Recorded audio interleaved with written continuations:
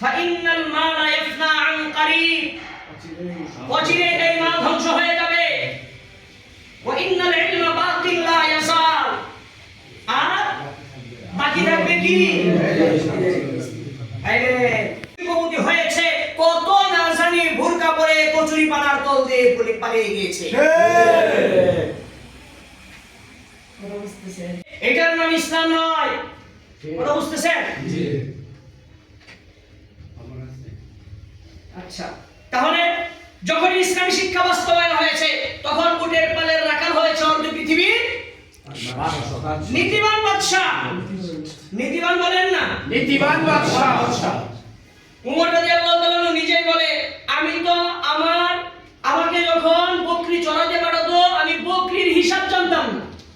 কখন কার হয়ে যাবে? তারপর চাবুকের আঘাতে থেমে গেছে ভূমিকম্প। চিন্তা করা যায়? হ্যাঁ,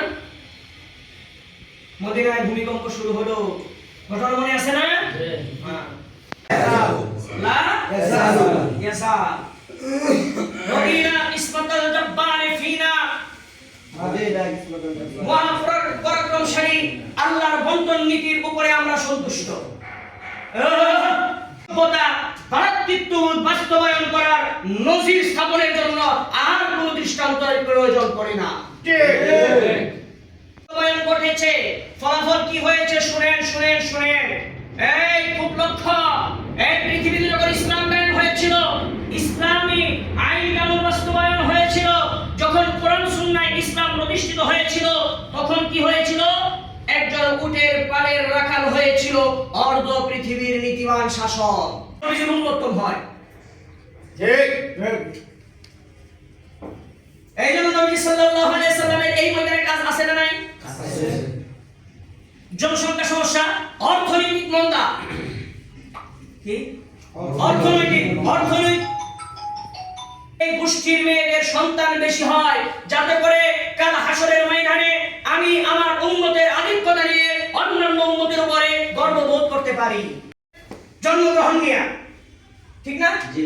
নবীজি ঘোষণা দিলেন, যার একটা মেয়ে একটা জান্নাত, দুইটা মেয়ে দুইটা জান্নাত। সুবহানাল্লাহ কইবেন না? চাইলো নবীজি বললেন, তোমার কি আছে?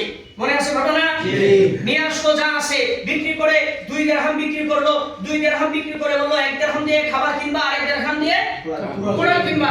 তারপরে তুমি কাজ করে তোমার সংসার চালাও, জীবন যাপন করো। কয়েকদিন পরে আয়েশা বলতেছে, ইয়া রাসূলুল্লাহ, আমি এখন সচ্ছলতার মধ্যে আছি। নবীজি চাইলে কি 10 দিরহাম দান করতে পারতো না? কিন্তু নবীজি 10 দিরহাম দান করে ভিক্ষাবৃত্তিকে প্রতিষ্ঠিত করতে চাইনি। নবীজি বেকারত্ব দূর করতে চেয়েছেন। এই জন্য নবীজি তার কর্মপন্থা কিভাবে বাস্তবায়ন করা যায়, প্রত্যেকটা জনগণকে কিভাবে কর্মক্ষম বানানো যায়, এই ব্যাপারে উদ্যোগ নেওয়ার জন্য, সবাইকে উৎসাহিত করার জন্য, কিয়ামত পর্যন্ত আলেমদের একটা দায়িত্ব কর্মসংস্থান তৈরি করার জন্য আল্লাহ রাসূল সাল্লাল্লাহু আলাইহি সাল্লাম ওর হাতে কোরআন ধরে দিয়েছিলেন। সুবহানাল্লাহ।